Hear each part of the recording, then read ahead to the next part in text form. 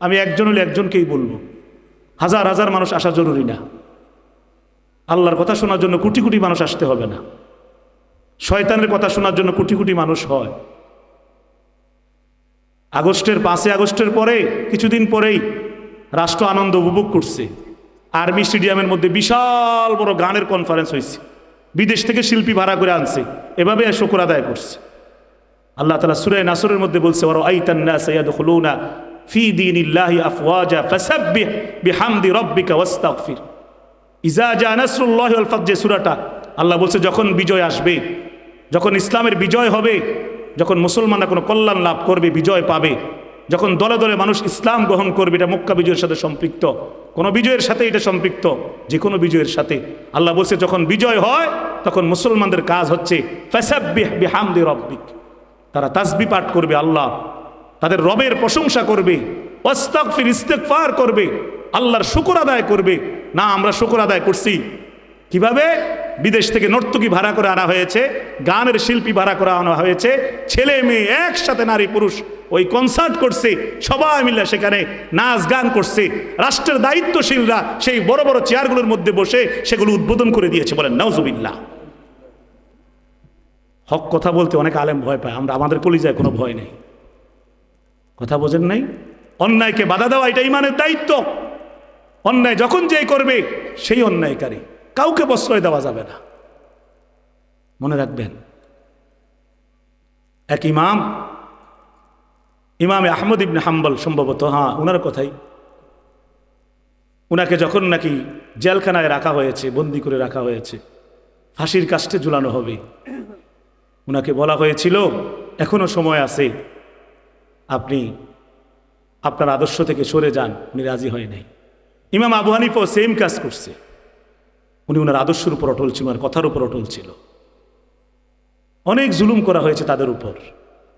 সর্বশেষ যখন তারা মানে নাই, একজনের ক্ষেত্রে এমন হয়েছে, বলা হয়েছে যে আপনি শেষবারের মতন কালিমা পড়ে নেন। এক হুজুর গিয়া বলছে, ওই ইমাম কুতুব শহীদ সম্ভবত ওনার নাম, তো উনি বলছে তুমি যে এই কালিমা পড়াইতে আসছো আমাকে, সেই কালিমা পড়াইয়া তুমি আমাকে শেষ জীবনের মধ্যে পৌঁছাইয়া দিবা। এই কালিমা বহুত দিন থেকে আমি পড়তেছি, এই কালিমা পড়াইয়া তুমি রুটি রুজি ইনকাম করো, আর এই কালিমার আদর্শ বাস্তবায়নের জন্যই আমি আজকে ফাঁসিতে ঝুলব। কথা বোঝেন না? এজন্য হক কথা বলতে গিয়ে কখনো দ্বিধাবোধ করতে নাই। সুদখুরকে সুদখুর বলতে বিন্দুমাত্র লজ্জাবোধ করা উচিত না, ঘুষখুরকে ঘুষখুর বলতে ইমানদার লজ্জাবোধ করা উচিত না, বরং স্পষ্ট করে বলা উচিত তুমি একটা সুদখুর, সুদ খাওয়া ছেড়ে দাও, এটা মালিক পছন্দ করে না। ইয়া আইয়ুহাল্লাযীনা আমানুত্তাকুল্লাহ ওয়া যারু মা বাকিয়া মিনার রিবা ইন কুনতুম মুমিনিন। আল্লাহ বলেন, হে ঈমানদারগণ, বান্দারা, যদি তুমি মুমিন হও সুদের কারবার ছেড়ে দাও। যদি আল্লাহকে ভয় করো, যদি ঈমানওয়ালা হও, তাকওয়াওয়ালা হও, সুদের কারবার ছেড়ে দাও। 30 বছর ধরে সুদ খেয়েছো, আজকে ছেড়ে দাও তওবা করে, আগামী দিন আর খাবার নিয়ত করো। মরণ পর্যন্ত যদি এভাবে চলে তোমার ফলাফল জাহান্নাম হবে। সুদখোরের 70টার মতন শাস্তির ঘোষণা আছে, এর মধ্যে সর্বনিম্ন শাস্তি 36 বার জিনা করলে যেই গুনাহ, একবার সুদ খাইলে সেই গুনাহ। বলেন নাউজুবিল্লাহ। এত ভয়ঙ্কর একটা অপরাধের কথা না আমরা যদি স্পষ্ট না বলি, কে বলবে? মানুষকে ফেরাবে কে? কি বলেন? সবাই যদি চাকরি বাঁচানোর ভয়ে, কোনো ইমাম যদি মুখ না খোলে, সুদের বিরুদ্ধে কথা না বলে, ঘুষের বিরুদ্ধে কথা না বলে, অন্যায়ের বিরুদ্ধে কথা না বলে, তো সমাজে কথা বলবেটা কে? সবাই তো যার যার চিন্তায় ব্যস্ত। কেউ ভোট নিয়ে ব্যস্ত, কেউ নির্বাচন নিয়ে ব্যস্ত, কেউ টাকা নিয়ে ব্যস্ত, কেউ বিদেশে টাকা পাচার করবে এই চিন্তায় ব্যস্ত, কেউ চাঁদাবাজির জন্য অস্থির হয়ে আছে। একজন তো একটা নিয়ে, দুনিয়া নিয়ে পড়ে আছে। আখিরাতের কথা বলবেটাকে, হক কথাটা বলবেটাকে? আমাদেরকে বারবার অনুরোধ করা হয়, পরিবার থেকে বলা হয়, আত্মীয় স্বজন থেকে বলা হয়, যারা সাথে চলে তারা বলে, বন্ধু বান্ধবরা বলে, সাবধান, দেশের অবস্থা ভালো না। আমি বলি দেশের অবস্থা কখনোই ভালো থাকে না। আমাদেরকে সাবধান করে, উল্টাপাল্টা কিছু করেন না, অসুবিধা হবে, সমস্যা হবে, সাবধান করে রাজনীতির কথা বলেন না, এটা বলেন না, ওইটা বলেন না। তা আমরা বলি বলবেটা কি? দেশের অবস্থা ভালো থাকে কোন দিন? 52 বছর ধরেই তো অবস্থা খারাপ। স্বাধীনতার পর 52 বছর ধরেই তো অবস্থা খারাপ। ভালোটা ছিল কোন দিন? উচিত কথা তো কেউই বলতে চায় না, সবাই যার যার গা বাসায়। কে বুঝাবে? কে জাতিকে ফিরাবে? আমার ভাইয়েরা, আল্লাহ রাব্বুল আলামিন বলছেন বিপদ আসার আগে আগে ফিরো, গজব আসার আগে আগে ফিরো, আজ সামুদ জাতির মতন শেষ হয়ে যাওয়ার আগে আগে ফিরো। ওয়া আনিবু ইলা রাব্বিকুম ওয়া আসলিমু লাহ মিন ক্বাবলি আন ইয়াতিয়াকুমুল আযাব। হে বান্দা, আমার দিকে ফিরে আয়, আত্মসমর্পণ কর, ছেড়ে দে গুনাহ, তওবা কর।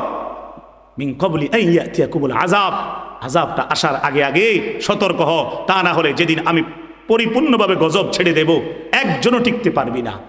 আল্লাহ রাব্বুল আলামিন যখন করোনা দিয়েছেন, কোন লকডাউন, কোন ডাক্তার, পৃথিবীর কোন শক্তি, যাদের যাদের মৃত্যুর সিদ্ধান্ত হয়েছে আসমান থেকে, কেউ করোনা থেকে বাঁচতে পারে না, ঠিক কিনা বলেন? আপনি আমি কি মনে করছেন মাস্ক লাগাইছেন থেকে বেঁচে আসিলেন? হ্যাঁ মিয়া, মাস্ক লাগাইলে বুঝি কেই বেঁচে থাকে? কে কইছে কথা? তো ফাও কথা আমার কাছে মনে হয়। এটার মধ্যে আরো বেশি বালু লেগে গন্ধ হয়ে থাকে। এটা টানা এক সপ্তাহ মাস্ক পরে তাকে ধুয়েও নাই কেউ। এটা তো আরো বালু টালু লাগে, এটা পচা রয়েছে। এটা দিয়ে কেমনি আবার ইয়া হয়? করোনা বাঁচে? করোনাতে রক্ষা করে নেওয়ালা আল্লাহ, মাস্ক দিয়ে করোনা রক্ষা হয় না। আমি একবার এক ব্যাংকের মধ্যে বিল দিতে গেছিলাম, যাওয়ার পরে ওই কুমিল্লা আর আমাদের এই রানীর বাজারে এক মহিলা সোনালী ব্যাংকে কারেন্ট বিল দিতে গেছি, মাস্ক ছাড়াই চলে গেছিলাম বলে, উনি বিল রাখতেছে না করোনার সময়। আমি বললাম কেন বিল রাখেন না? মাস্ক কোথায়? আমার ধমক দিতেছে। নাকি ম্যাডাম ভুল হয়ে গেছে, আজকের জন্য রাখেন। মানে না, অনেক বুঝানোর পরে সাথে একজন অনুরোধ করার পরে রাখছে, বিলটা রাখছে। রাখার পর আমি উনাকে বললাম, ওই মহিলাকে, যে ম্যাডাম দেখেন, মাস্ক দিয়ে তো আপনি করোনা থেকে বাঁচতে চাচ্ছেন, কিন্তু আপনি যে বোরকা পরেন না, সরাসরি শাড়ি পরে সবাইকে বেপর্দা শরীর দেখাইয়া আপনি যে ব্যাংকে বিল নন, এই বেপর্দার কারণে আপনি জাহান্নাম থেকে বাঁচতে পারতেন না। পর্দার বিধান দিছি আল্লাহ, মাস্কের বিধান আল্লাহ দেয় নাই, এটা আমরা বানাইছি। হ্যাঁ, সতর্ক থাকা জরুরি, থাকেন, সমস্যা নাই, কিন্তু মাস্ক দিয়েই আপনি সব কিছু থেকে বেঁচে যাবেন। ঠিক আছে, বাঁচলেন, তো আখেরাতের অবস্থা কি হবে? জাহান্নাম থেকে বাঁচবেন কি দিয়া? বেপর্দা হয়ে, নির্লজ্জ হয়ে, সারা রাত নর্তকীর নাচ দেখে, গান দেখে, বেনামাজি হয়ে, সুদ খেয়ে, ঘুষ খেয়ে, মিথ্যা বলে, ব্যবসায়ীরা ওজনে চিটারি করে, এভাবে বেঁচে যাবেন আল্লাহর ধরা থেকে? তো আমার ভাই, কথা শক্ত করেই বলতেছি, কারণ রোগ যখন খুব বড় হয় তো ওষুধ তখন শক্ত দিতে হয়, অ্যান্টিবায়োটিক দিতে হয়। নাফা ট্যাবলেটে জ্বর যায় না, অনেক সময় ভারী ওষুধ লাগে, ঠিক কিনা? বড় ডাক্তার দেখাইতে হয়। ঠিক আমাদের পাপ এখন বড় হয়ে গেছে, মিষ্টি মিষ্টি কথা, সুরেলা কথায় ধরে না। এখন একটু শক্ত করে না বললে কলিজা নাড়া খায় না, হৃদয়ে অনুভব হয় না আল্লাহর কথা। এই জন্য একটু শক্ত করে বললাম। রাগ করছেন তো? রাগ করেন না, আল্লাহর জন্যই বলতেছি। আপনাদের কাউকে আমি চিনি না, আপনাদের ভালোর জন্যই বলছি। ওসি কুম ইয়া, আমি আমাকেও বলছি কথাগুলো, আপনাদেরকেও বলছি, সবার জন্যই বলা, সবার জন্যই বলা। প্রিয় ভাইয়েরা আমার, প্রিয় ভাইয়েরা আমার, আমি আপনাদের সামনে পবিত্র কোরআনে কারীমের 103 নম্বর সূরা তেলাওয়াত করছি। কত নম্বর বলেন? যারা শুনতেছেন একটু কথা বললেন। আমি গতবার আলোচনা করছি এখানে এই সময়টাতে। এবার আমাকে আসার পরেই চাইছিল, আমার সময় না, আমার আরেক জায়গায় মাহফিল আগে নিয়ে নিয়েছি। প্রিয় ভাইয়েরা আমার, আমি 103 নম্বর সূরাটা পড়ছি আপনাদের সামনে, ছোট্ট সূরা। সূরাটার নাম হচ্ছে সূরাতুল আসর। কি নাম বলেন? সূরাতুল আসর।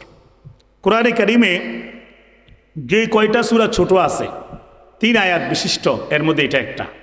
3 আয়াত বিশিষ্ট সূরা কয়টা বলেন? 3টা। কয়টা? 3টা। একটা হলো এই সূরা আসর, এটা দিয়ে আমি এখন আলোচনা করব। 2 নাম্বার হচ্ছে নাসর, ওই একটু আগে যেটা একটু প্রসঙ্গে টানছিলাম, ইজা জা নাসরুল্লাহ, এটার নাম কি? সূরাতুল নাসর। আরেকটা সূরা হচ্ছে সূরাতুল কাউসার। আসর, নাসর, কাউসার, এই 3টা সূরার নাম। এই 3টা সূরা হচ্ছে 3 আয়াত বিশিষ্ট। কয় আয়াত বিশিষ্ট? 3 আয়াত। এর মধ্যে আমরা আজকে আলোচনার বিষয় হচ্ছে সূরা আসর থেকে। আসর শব্দ, এটার শব্দের অর্থ হচ্ছে সময়। এটার শব্দের অর্থ কি? সময়। আল্লাহ তাআলা এখানে প্রথম যে শব্দটা বলছেন এই সূরার মধ্যে, আল্লাহ বলছেন ওয়াল আসর। কি বলছেন? ওয়াল আসর, অর্থ কি? সময়ের কসম। অর্থ কি বলেন? সময়। সময়ের কসম কেন আল্লাহ তাআলা বললেন? কত কিছু তো আছে আল্লাহর সৃষ্টি। এত বড় আসমান, আল্লাহ আসমানের কসম করলেন না। এত বড় জমিন, আর্থ, জমিনের আরবি কি? আর্থ, এটার কসম করলেন না। কিসের কসম করলেন? সময়ের। এই জন্যই করলেন, সময় বড় দামি জিনিস। সময় থাকতে সময়ের মূল্যায়ন করতে হয়, সময় চলে গেলে সময়ের মূল্যায়ন করে লাভ নাই, ঠিক কিনা? আপনার ট্রেন এতটার দিকে, বিকাল 5টায়, আপনি 5:30টায় গেলে ট্রেন পাইতেন না। ভোর 6টায় আপনার ট্রেন, 7:30 বাজে গেলে পাইতেন না। 10টার দিকে আপনার বিমান, বিদেশ যাবেন, আপনি 12টার দিকে গেলেন, জামে পড়লেন, এগুলো বললে লাভ হবে না, টাইম মতন বুঝতে হয়, ঠিক কিনা? সময় বড় দামি। পরীক্ষা আসার আগে আগে, পরীক্ষা চলাকালীন সময়টাতে, পরীক্ষা আসার আগে আগে পরীক্ষার প্রস্তুতি নিতে হয়, পরীক্ষার রাতগুলোতে পড়তে হয়, তাইলে ভালো করা যায়। পরীক্ষা শেষ হওয়ার পরে সারাদিন বই পড়লে লাভ হবে না, ঠিক কিনা? এজন্য সময় বড় দামি জিনিস। আর এটা আরো গুরুত্ব দিয়ে আল্লাহ এজন্য বলছেন যে আমাদের হায়াতটা এটা একটা সময়, জীবন থেকে নিয়ে মৃত্যু পর্যন্ত এটা একটা সময় আমাদের। এই সময়টাকে আমাদের প্রত্যেকের দাম দেওয়া দরকার। এজন্য আল্লাহ তাআলা এই সময়ের কসম করছেন। আমার ভাই, সময় থাকতে সময়ের দাম দিতে হবে। আমি কোরআনে কারীমের একটা জায়গা থেকে এই সময়ের গুরুত্বটা একটু বুঝাই। দেখেন, আল্লাহ রাব্বুল আলামিন সূরা মুনাফিকুনের মধ্যে বলছেন, ইয়া আইয়ুহাল্লাযীনা আমানু লা তুলহিকুম আমওয়ালুকুম ওয়ালা আওলাদুকুম আন যিকরিল্লাহ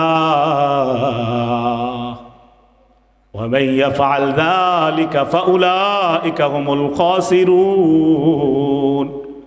রব্বুল আলামিন বলেন, ও ঈমানদারগণ, বান্দারা আমার, মুমিন বান্দারা, বলেন তো আমরা ঈমানদার কিনা? কথা বলেন না, একটু হাত তুলে বলেন আমরা ঈমানদার কিনা? বলেন আমরা ঈমানদার কিনা? হাত নামান। তাইলে আমাদের কি বলছে? কাকে বলছে? আমাদেরকে। কে বলছে? আল্লাহ রব্বুল আলামিন বলতেছেন, ইয়া আইয়ুহাল্লাযীনা আমানু, ও দুনিয়ার ঈমানদারগণ, মুমিনগণ, শুনো, লা তুলহিকুম আমওয়ালুকুম ওয়ালা আওলাদুকুম আন যিকরিল্লাহ, তোমাদের সম্পদ, তোমাদের সন্তান যেন আমি আল্লাহ থেকে, আমি আল্লাহর স্মরণ থেকে তোমাদেরকে গাফেল না বানায়া দেয়। দুনিয়ার মজা পাইয়া, দুনিয়ার বিবি পাইয়া, ছেলে পাইয়া, বাড়ি ঘর পাইয়া, হাজারো নাজ নিয়ামত তুমি পাইছো, বিভিন্ন সুখ স্বাচ্ছন্দ্য পাইয়া, আরামের বিছানা পাইয়া, তুমি আমি আল্লাহকে মনে রাখো নাই, তুমি ভুলে গেছো, তুমি হালাল হারাম মানো না, নামাজ আদায় করো না, মন যা চায় তা করো, এমনটা তোমার করা মানায় না।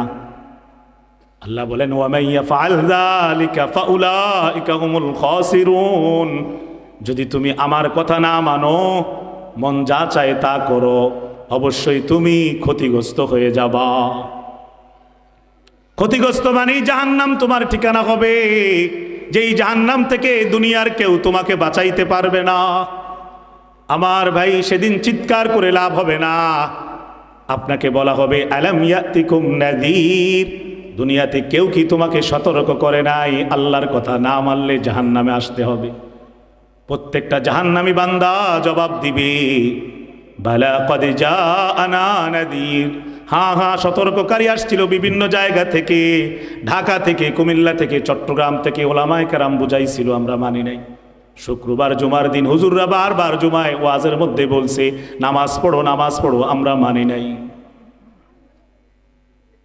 তারা আরো বলবে, লাউ কুন্না নাসমাউ আও নাকিলু মা কুন্না ফি আসহাবিস সাঈর, যদি মানতাম, যদি শুনতাম কথাগুলো, যদি নামাজটা ধরতাম, যদি গুনাহ ছেড়ে দিতাম, মা কুন্না ফি আসহাবিস সাঈর, আজকে ভয়াবহ জাহান্নামের আগুনের মধ্যে জ্বলতে হইতো না, জাহান্নামের অধিবাসী হওয়া লাগতো না। আজকে কত কষ্ট। কিন্তু আমার ভাই, সেদিন কেঁদে লাভ হবে না, চিৎকার করে কোনো লাভ হবে না। যেই আয়াতটা বলতেছিলাম মুনাফিকুন থেকে, সেখানে দেখেন আল্লাহ আরো বলছেন, ওয়ানফিকু মিম্মা রাযাকনাকুম মিন ক্বাবলি আন ইয়াতিয়া আহাদাকুমুল মাউত। আল্লাহ বলেন, ও বান্দা, আমার দেওয়া রিজিক থেকে যেতটুকু পারো তুমি আমার রাস্তায় খরচ করো। মিন ক্বাবলি আন ইয়াতিয়াকুমুল মাউত, মৃত্যু আসার আগে আগেই দান করো। কেননা আল্লাহ রাব্বুল আলামিন বলতেছেন, ওয়ানফিকু মিম্মা রাযাকনাকুম মিন ক্বাবলি আন ইয়াতিয়া আহাদাকুমুল মাউত ফায়াকুল রাব্বি লাউলা আখখারতানি ইলা আজালিন করিব ফাআসাদদাকা ওয়া আকুম মিনাস সলিহিন। আল্লাহ বলেন, কেননা অনেক বান্দা যেদিন মৃত্যুর সময় হয়, যেদিন আজরাইল এসে হাজির হয়, মৃত্যুর সময় যখন নিকটবর্তী হয়, তখন সে তওবা করতে চায়, তখন সে দান করতে চায়।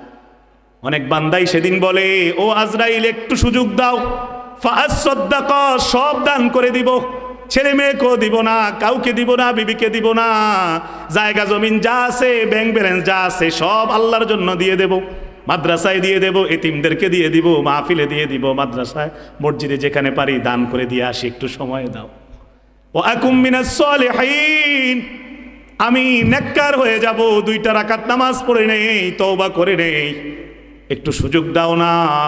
অনেকেই বলে, আল্লাহই বলতেছেন, অনেকেই মৃত্যুর সময় বলে। রব্বুল আলামিন এর পরের শেষ আয়াতের মধ্যে বলেন, ওয়ালাই ইউআখিরুল্লাহু নাফসান ইযা জাআ আজালুহা ওয়াল্লাহু খাবীরুম বিমা তা'মালুন। না রে বান্দা, না কেঁদে লাভ হবে না, চাইয়া লাভ হবে না। ইতিপূর্বে কাউকে সুযোগ দেওয়া হয় নাই, কারো জন্য মৃত্যু অপেক্ষা করে না। যার যেদিন হায়াত শেষ সেদিনই চলে যেতে হয়। আল্লাহু খাবীরুম বিমা তা'মালুন, মৃত্যুর আগের দিন পর্যন্ত তুমি যা করছো তোমার রব সব জানে। আগের দিন পর্যন্ত যা করছো, সেদিন পর্যন্ত যা করছো, এটার উপরই নেক আমল বদ আমলের হিসাব করে তোমার জন্য জান্নাত বা জাহান্নামের ফয়সালা হয়ে যাবে। আমল যদি ভালো হয়, কবরের মধ্যে আল্লাহ তাআলা জান্নাতের বিছানা বিছায় দিবে। আমল যদি ভালো হয়, আফরিশুহু মিনাল জান্নাহ আলবাসুহু মিনাল জান্নাহ, জান্নাতের বিছানা, জান্নাতের পোশাক সবই দিবে, সবই পাবেন। কারণ আল্লাহ বলছেন, ইন্নাল্লাযীনা আমানু ওয়া আমিলুস সলিহাতি লাহুম জান্নাতুন নাঈম, যারা ঈমানদার এবং আমলে সলেহ করবে তাদের জন্যই রয়েছে নিয়ামতে ভরা জান্নাত। আমল ভালো হইতে হবে, ঈমান ঠিক হইতে হবে, তাইলে জান্নাত পাইবেন। এক ওয়াক্ত নামাজ পড়তেন না, জিকির করতেন না, রোজা রাখতেন না, হালাল হারাম মানতেন না, মন যা চায় তা করবেন, মাস্তানি করবেন, ডাকাতি করবেন, যুবকরা কিশোররা কিশোর গ্যাং বানাইবেন, চাপাতি নিয়া রামদানিয়া মানুষকে কোপাইবেন, মাস্তানি করবেন, যাকে ইচ্ছা তাকে ক্ষতি করবেন। এগুলো করে কি ভাবছেন আপনি জান্নাতে চলে যাবেন? কখনো সম্ভব না। কোন খুনির জন্য আল্লাহ জান্নাত বানান নাই। খুনির জায়গা হবে ফাজাজাউহু জাহান্নাম, তার ঠিকানা জাহান্নাম। ইচ্ছাকৃতভাবে যারা কেউ কাউকে হত্যা করবে, আল্লাহ কোরআনে বলছেন তাদের ঠিকানা জাহান্নাম, খালিদান ফিহা, চিরস্থায়ীভাবে জাহান্নামে থাকতে হবে। সূরা নিসায় আল্লাহ বলছেন, যে কোনো মানুষকে বিনা কারণে হত্যা করবে, সে যেন গোটা পৃথিবীর সবাইকে হত্যা করলে যেই গুনাহ, এই গুনাহ তার আমলনামার মধ্যে জমায়ে ফেলবে। বলেন নাউজুবিল্লাহ। আন্নাহু মান ক্বাতালান নাস জামিআ, যারা কিশোর গ্যাং বানাইছো তোমরা একটু ভেবে নাও তোমাদের পরিণতি কি হইতে পারে। যদি চাপাতি রামদা থাকে ঘরের সিফা সাফার মধ্যে, এগুলো আজকেই নষ্ট করে ফেলো, ফালায়া দাও। এগুলো করে দুনিয়ায় পার পাইলেও পাইবা হয়তো, কিন্তু আল্লাহর ধরা থেকে বাঁচতে পারবা না। আমাদের কাজ সতর্ক করা, তোমাদের কাজ মেনে নেওয়া। যদি না মেনে নাও, গাদ্দারি করো, মাস্তানি করো, জুলুম করো মানুষের উপর, অচিরেই জুলুমের ঠিকানা কি হয় তুমি সময় মতন টের পাইবা। ঠিক কিনা? সময় মতন টের পাইবা। অত্যাচার জুলুম কেউ করে টিকে নাই, কেউ টিকে নাই। ফেরাউন টিকে নাই, নমরুদ টিকে নাই, কারুন টিকে নাই, হামান টিকে নাই, সাদ্দাত টিকে নাই। পৃথিবীর কোন জালেম চিরস্থায়ীভাবে জুলুম করতে পারে নাই। যার যেদিন সময় শেষ সেদিন দুনিয়া থেকে সে চলে যাইতে হয়েছে। ঠিক কিনা বলে? জালেম যত বড়, আল্লাহর শাস্তি তত আর অন্যরকম, আশ্চর্য রকম শাস্তি। ফেরাউন 400 বছর জুলুম করছে, আল্লাহ নীল নদের মধ্যে চুবাইয়া মারছে। ঠিক কিনা? নমরুদ গোটা পৃথিবী শাসন করছে, আল্লাহকে হত্যা করতে চাইছে, আল্লাহর বিরুদ্ধে লক্ষ লক্ষ সৈন্য নিয়ে যুদ্ধ ঘোষণা করছে, খোলা মাঠে সৈন্য নিয়ে আসছে। আল্লাহ আসমান থেকে কোটি কোটি মূষা পাঠাইয়া দিছে। সমস্ত মূষাগুলো নমরুদের সমস্ত বাহিনীকে খাইয়া পুরা শরীরটাকে কঙ্কাল বানায় রাখছে। 40 বছর পর্যন্ত ওই সৈন্যগুলো কঙ্কাল হইয়া দাঁড়াইয়াছিল ইব্রত হিসাবে, উদাহরণ হিসাবে। আর নমরুদের নাকের মধ্যে একটা ল্যাংড়া মূষা ঢুকছে। 40 বছর পর্যন্ত নমরুদ সেই মূষার কামড় সহ্য কইরা একদিন নিজের মাথায় নিজে বাড়ি দিয়া, মানুষ দিয়া মারাইয়া নিজে শেষ হয়ে গেছে। জালেম যত বড়, শাস্তি তত ক্ষুদ্র হয়, কিন্তু জালেম টিকতে পারে না। আরে আবু জেহেল জুলুম করছে আমার নবীর উপর, আমার রাসূলের উপর। আমাদের প্রিয় নবীর গলার মধ্যে গামছা লাগাইয়া টানছে, ঘাড়ের মধ্যে নামাজের সময় নারী বুড়ি চাপাইয়া দিছে, কিন্তু টিকতে পারে না। মুআজ 2 ভাই মিলে এই লম্বা বেটাটাকে মাটির মধ্যে ফালাইয়া গলার মধ্যে জবাই করে দিছে। জালেম যত বড়, শাস্তি তত ক্ষুদ্র। ঠিক কিনা বলে? আব্রাহা হাতির বাহিনী নিয়ে আসছে, বিশাল বাহিনী নিয়ে আসছে, কিন্তু টিকতে পারে নাই। আল্লাহ ক্ষুদ্র পাখি পাঠিয়ে দিছে, পাখির মুখের মধ্যে জাহান্নামের কতগুলো ছোট ছোট পাথর দিয়ে দিছে।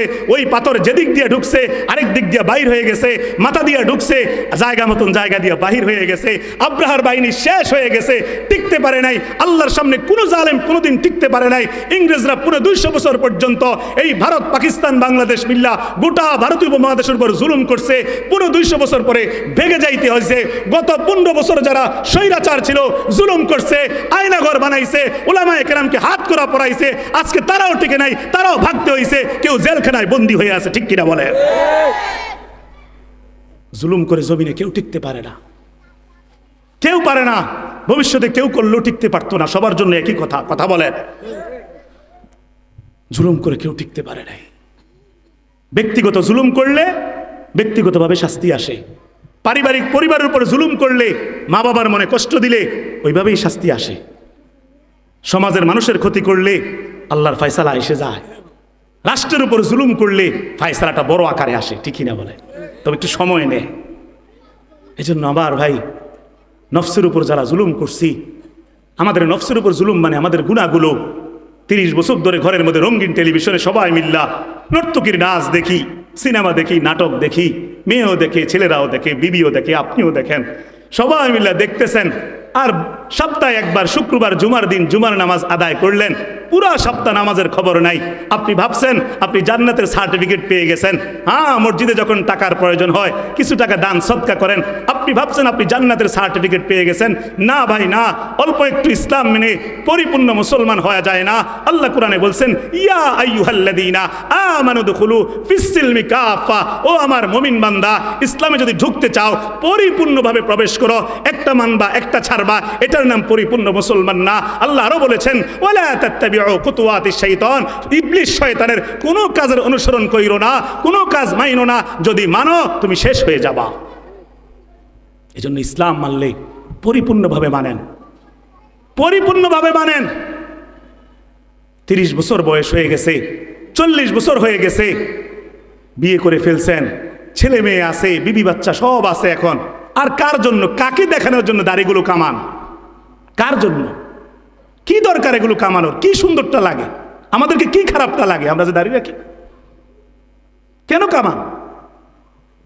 কি দরকার দাড়ি কামানোর? না কামাইলে কি হয়? মুসলমান দাড়ি না কামাইলে যুক্তি দেখান কেন? হুজুর কি হয়েছে, এটা কি ফরজ নাকি? এটা তো শয়তানি যুক্তি মিয়া। রাসূল বলল, ইয়াফাউল লিহয়া পাসসুশ শারিব, দাড়িকে লম্বা করো, মুসকে খাটো করো, রাসূলের হাদিস। যুক্তি দেখান কেন? মানলে মানেন, না মানলে নাই। যুক্তি দেখায়েন না। যুক্তি দেখাইলে ঈমান থাকে না। না মানলে অনুতপ্ত হবেন যে অন্যায় করতেছি। যুক্তি দেখাইলে ঈমান থাকে না। বিশ্বাস না হলে উলামায়ে কেরামকে জিজ্ঞাসা করেন। ইসলামের কোনো কাজের উপর যুক্তি দেখাইতে নাই, গাদ্দারি করতে নাই, অহংকার করতে নাই, পাল্টা কথা বলতে নাই। এগুলো ভালো ঈমানদারের কাজ না, এগুলো বেঈমানের কাজ। যুক্তি দেখায়েন না। অন্যায় করছেন স্বীকার করেন, তওবা করলে আল্লাহ তাআলা পাহাড় সমান গুনাহ মাফ করে দেয়। তওবা করলে আল্লাহ রাব্বুল আলামিন গোটা পৃথিবীর খালি জায়গা পরিমাণ গুনাহ মাফ করে দেয়। লা তাকনাতু বির রাহমাতিল্লাহ, ইন্নাল্লাহা ইয়াগফিরুয যুনুবা জামিআ। তওবা করে নেন, গাদ্দারি করেন না, ঘাড় ফিরাইয়া কথা বলেন না, মাস্তানি দেখায়েন না। এই মাস্তানির দেহটা বেশি দিন স্থায়ী থাকবে না। 40 বছর হইলেই এটা দুর্বল হয়ে যায়, বটে যায়। বহু রাজা বাচ্চা বটে গেছে, বিছনায় পড়ে গেছে, খবর নিয়ে দেখেন। অনেক ক্ষমতা ছিল, এখন নাই। ক্ষমতা বেশি দিন থাকে না, প্রত্যেকের ক্ষমতাই শেষ হয়ে যায়। এজন্য আল্লাহর জমিন, এটা জমিনটা আল্লাহ, এটা আল্লাহ বানাইছে, এটা আল্লাহ আপনাকে ভাড়াটিয়া হিসেবে পাঠাইছে, এটা আপনাকে ভাড়া দিছে। ভাড়া অল্প কয়েকদিন পরে যেদিন সময় শেষ হবে, এই জমিন থেকে এই জমিনের তলের দেশে চলে যেতে হবে, 3 হাত নিচে যাইতে হবে। আল্লাহকে ভয় করেন, আল্লাহকে ভয় করেন, আল্লাহকে ভয় করেন। ইয়া আইয়ুহান নাসুত্তাকু রাব্বাকুম ইন্না যালজালাতাস সাআতি শাইউন আযীম। আল্লাহ সূরা হজের মধ্যে বলছে, হে দুনিয়ার মানুষ, আমি আল্লাহকে ভয় কর। ইন্না যালজালাতাস সাআতি শাইউন আযীম, নিশ্চয় কিয়ামতের দিনের কম্পন এটা মহাকম্পন হবে। আজকে তো ভূমিকম্প আসলে একটু নড়াচড়া হয়, সবাই মিলে দৌড়ে আসে, আবার ঘরে গিয়ে টিভি দেখেন। কিন্তু সেদিনের কম্পনটা এরকম দুর্বল হবে না। গোটা পৃথিবী একসাথে নড়বে কিয়ামতের দিন। মানুষ অবাক হয়ে বলবে, অবাক হয়ে বলবে, কি হইতেছে, কি হইতেছে? অকালাল ইনসানু মা লাহা, সবাই বলা বলি করবে, কি হইতেছে, কি হইতেছে? মানে শেষ, পৃথিবীর হায়াত শেষ। ইজা সামাউন ফাতারাত, সেদিন আসমানটা ভেঙে পড়বে। ওয়াইদাল কাওয়াকিবু তাসারাত, তারকাগুলো খসে খসে পড়বে। ওয়াইদাল বিহারু ফুজ্জিরাত, সাগরের মধ্যে উর্মিমালা সৃষ্টি হবে, সাগর লাফাইতে থাকবে। ওয়াইদাল কুবুরু বুসিরাত, গোটা পৃথিবীর হাজার বছরের পুরাতন কবরগুলো এরকম দুই ভাগ হয়ে যাবে, কঙ্কালগুলো জোড়া লাইগা মানুষগুলো দাঁড়িয়ে যাবে হিসাবের জন্য, কিয়ামতের মাঠে দাঁড়ানোর জন্য সবাইকে আল্লাহ তাআলা জীবিত করবে। আলিমাত নাফসুম মা কদ্দামাত ওয়া আখরাত, আল্লাহ তাআলা জানিয়ে দিবেন বান্দাদেরকে কে কি করছে, সব জানবে। বন্ধুর সাথে কোথায় কোথায় মদ গিলছে, জিনা ব্যভিচার করছে, নারীর পিছনে সময় দিছে, রাতভর কারা কারা মোবাইল দিয়ে নর্তকীর নাচ দেখছে, খারাপ খারাপ দৃশ্য দেখছে, সব কিছু সেদিন আল্লাহর সামনে বলে দেওয়া হবে। সেদিন বুঝবেন আল্লাহ কি জিনিস, আল্লাহর ধরা কি জিনিস। আল্লাহ বলবেন খুযুহু ফাগুল্লু সুম্মাল জাহিমা সাল্লু, ধর ধর ওই পাপিষ্ঠ বান্দাকে, বেঁধে ফেল, টেনে হিঁচড়ে জাহান্নামে ফেলে দে, এর প্রতি আমার কোনো মায়া নাই, একে ফেলে দে। ওয়াকাযযাবু বিআয়াতিনা কিযাবা, সে আমার কোরআনের আয়াতকে মানে নাই, উলামায়ে কেরাম বলছে সে বিশ্বাস করে নাই। ওয়া কুল্লা শাইইন আহসাইনাহু কিতাবা, আমি এক কিতাবের মধ্যে তার আমলনামার খাতার মধ্যে সব লেখা রাখছিলাম। সে মনে করছে এমনি, তারা এমনি পাঠাইছি আমি। ফাযুকু ফালান নাযীদাকুম ইল্লা আযাবা, আযাব খাইতে দে তাকে, এক ফুটা আযাব কমানো হবে না। চিৎকার করুক সে। নারুল্লাহিল মুকাদা আল্লাতী তাত্তালিউ আলাল আফিদা, প্রথম জাহান্নামে ফেলানোর সাথে সাথে কলিজাটা শুদ্ধ বুনা হয়ে যাবে। দুনিয়ার আগুন লাগলে, ওই যে টিকটকার একটা আগুন নিয়ে দুষ্টামি করতে যাইয়া শরীর জ্বালায় ফেলছে, পুরা শরীর কিন্তু পড়ে নাই, অল্প দূর ফুটছে, যে দূরে ফুটছে মনে করেন কয় পার্সেন্ট জানি ফুটছে, কিন্তু জাহান্নামের আগুনে যখন ছেড়ে দেওয়া হবে, পড়ার সাথে সাথে কলিজার ভুনা হইয়া পুরা শরীরটা একদম কয়লা হয়ে যাবে, আবার জীবিত হবে, আবার কষ্ট পাবে। অনেকে মনে করে এগুলো বাজে কথা, আরে হুজুর এগুলো কইয়া টাকা খায়, নাউজুবিল্লাহ। কোরআনের কথা মিথ্যা, তুমি না মুসলমান, কোরআনের কোন কথা কেমনি মিথ্যা হয়? এগুলো বাজে কথা, এগুলো সময় নষ্ট করা। আফসুস আফসুস, আধুনিকতার নামে, ফ্যাশনের নামে, দুনিয়ার নামে সবাই ডুবে গেছি। হাজারো নারী আজকে আপনি দেখেন, এই এখান থেকে হাঁটা শুরু করেন কান্দিপার পর্যন্ত, হাজারো নারীর পোশাক দেখলে শয়তান পর্যন্ত লজ্জা পায়। মুসলমান নারী এমন হয়, এরা মা ফাতেমার সাথে দাঁড়াবে, জান্নাতে যাবে। মুসলমান নারী এমন হওয়ার কথা ছিল। বড়ই আফসুস, বড়ই আফসুস, বড়ই আফসুস। হক কথাগুলো কেউ স্পষ্ট করে বলতে চায় না। এভাবেই যদি চলে, উলামায়ে কেরামকে আল্লাহ তাআলা কিয়ামতের দিন প্রশ্ন করবে, তোমার দায়িত্ব কি ছিল, তুমি বললা না কেন? তুমি বলে দেখতা, মানুষ না মানুক আর না মানুক, তুমি বলে দেখতা, হয়তো মানতো তো কয়েকজন। রাসূল কি বলে নাই? মক্কায় কি রাসূল বলে নাই? মায়ের খেয়েছে বলা বন্ধ করছে? বন্ধ করে নাই। এই জন্য বলে যেতে হবে, বলে যেতে হবে। যাই হোক আমার ভাই, সময় নষ্ট হয়ে যাইতেছে। যেই সূরা থেকে আলোচনা শুরু করতে যাচ্ছি, শুরু করতে পারতেছি না। আল্লাহ, সূরাতুল আসর, কোরআনে কারীমের 103 নম্বর সূরা। আসর শব্দের অর্থ কি বলছিলাম? সময়ের কসম। আল্লাহ তাআলা সময়ের কসম করছেন। এই সূরাটা সম্পর্কে ইমাম শাফিঈ রাহিমাহুল্লাহ বলছেন, বিখ্যাত যে ইমাম, চার মাযহাবের ইমাম, ইমামে শাফিঈ, ইমাম শাফিঈ রাহিমাহুল্লাহ বলছে, যদি কোনো মুমিন মুসলমান শুধু সূরা আসরটা মনোযোগ দিয়ে পড়ে আর অনুবাদটা পড়ে, ব্যাখ্যাটা পড়ে, খুব চিন্তা করে, তার জন্য কোরআনে কারীমের আর কোনো সূরার দরকার নাই, এক সূরাই তার হেদায়েতের জন্য যথেষ্ট। বলেন সুবহানাল্লাহ। কত গুরুত্বপূর্ণ সূরা। সাহাবায়ে কেরামের কেউ কেউ পরস্পর যখন দেখা হইতো, এক সাহাবী আরেক সাহাবীর কাছে সূরা আসরটা তেলাওয়াত করে শোনাইতো। একজন বলতো, একজন শুনতো, আবার আরেকজন বলতো, একজন শুনতো। তারা এত গুরুত্ব দিত এই সূরাকে। ইমাম ফখরুদ্দিন রাজি রাহিমাহুল্লাহ উনি বলছে, আমি সূরা আসরের তাফসীরটা বুঝতে পারছি এভাবে। আমি একদিন বাজারে গেছিলাম, কথা মনোযোগ দিয়ে শুনেন, বাজারে গেছিলাম, বাজারে যাইয়া দেখি এক বরফ বিক্রেতা বড় বরফের চাকা নিয়ে বসে আছে আর চিৎকার করতেছে।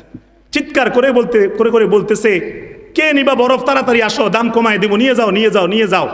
কারণ সে দেখতেছে তার বরফ গলে যাইতেছে, দিন শেষ হয়ে সন্ধ্যা হয়ে যাইতেছে, আজকে বরফ বিক্রি হইতেছে না, সে তো পুরা পুঁজিটাই লস খাবে, এজন্য চিৎকার করতেছে, যে দূর লাভ পায় অথবা পুঁজিটা পাইলো সেটা বিক্রি করে দিবে।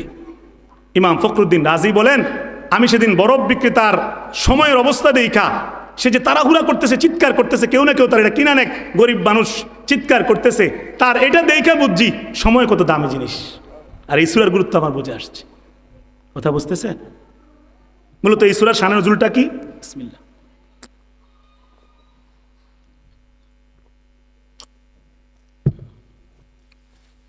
আমার ভাইরা শুনেন, হযরত আবু বকর সিদ্দিক রাদিয়াল্লাহু তাআলা আনহু নাম শুনছেন? আল্লাহ রাসূলের সবচাইতে কাছের সাহাবী আবু বকর সিদ্দিক রাদিয়াল্লাহু তাআলা আনহু একদিন রাস্তা দিয়ে পথ চলতেছিলেন। উনার সাথে উনার ইসলাম গ্রহণ করার আগের একজন কাফের বন্ধুর সাথে দেখা হয়েছে। এখন তো আর বন্ধু নাই, আগে বন্ধুত্ব ছিল, ব্যবসায়িক লেনদেন ছিল, সম্পর্ক ছিল। ওই বন্ধু ইমাম কথা কইছে না বাবা, ওই বন্ধু আবু বকর সিদ্দিক রাদিয়াল্লাহু তাআলা আনহুকে বলতেছে, আবু বকর, তুমি তো মুহাম্মদের ফাঁদে পড়ে ইসলাম গ্রহণ করে বড় লস খাইছো, বড় লস খাইছো, তুমি ধরা খাইছো, তুমি তোমার সম্পদ সব মুহাম্মদের কথা শুনে সব দিয়ে দিতেছ, তুমি হাবশি গোলাম বেলালকে মুক্ত করলা 10,000 দিনার দিয়া, তোমার কি লাভ হইল? তুমি গোলাম মুক্ত করতেছ, ইসলামের জন্য দান করতেছ, অনেকের খাবারের ব্যবস্থা করতেছ, সব তো দিয়ে দিতেছ, লাভ তো আসতেছে না। তুমি তো এমন জায়গায় টাকা খরচ করা দরকার ছিল যেখান থেকে লাভ আসে। কথা বোঝেন নাই? তুমি পুরাই ধরা খাইতেছ। কি একটা ইসলামের মধ্যে ঢুকছ, দিন দিন সব হারাইতেছ। আবু বকর রাদিয়াল্লাহু তাআলা আনহুকে উনার আগের এক বন্ধু এটা রাস্তার মধ্যে একদিন বলছে। আবু বকর রাদিয়াল্লাহু তাআলা আনহু কিছু বলে নাই, বলছে আমি আল্লাহর জন্যই দিচ্ছি, কথা বলে চলে আসছে। ঠিক এর পরপরই, এই ঘটনার পরপরই আল্লাহ রাসূলের কাছে আল্লাহ তাআলা এই সূরাটা নাজিল করছে। আল্লাহ রাব্বুল আলামিন এই সূরা নাজিল করে বলতেছেন, ওয়াল আসরি, সময়ের কসম, ইন্নাল ইনসানা লাফি খুস, নিশ্চয় দুনিয়ার সকল মানুষ ক্ষতির মধ্যে, দুনিয়ার সকল মানুষ ক্ষতিগ্রস্ত। 4টা জিনিস যাদের মধ্যে আছে তারা ছাড়া সবাই ক্ষতির মধ্যে। 4টা গুণ আবু বকর সিদ্দিকের মধ্যে আছে, একটু আয়াতের অনুবাদটা পড়লেই বুঝবেন। এজন্য আবু বকর যদিও দান করে সব দিয়ে দিচ্ছে আল্লাহর জন্য, তিনি ক্ষতির মধ্যে না।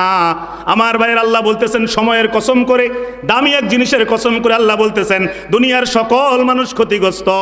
যদি 4টা গুণ না থাকে আমার ভাইয়েরা, আল্লাহ রাব্বুল আলামিন 4টা গুণ একটা একটা করে বলছেন।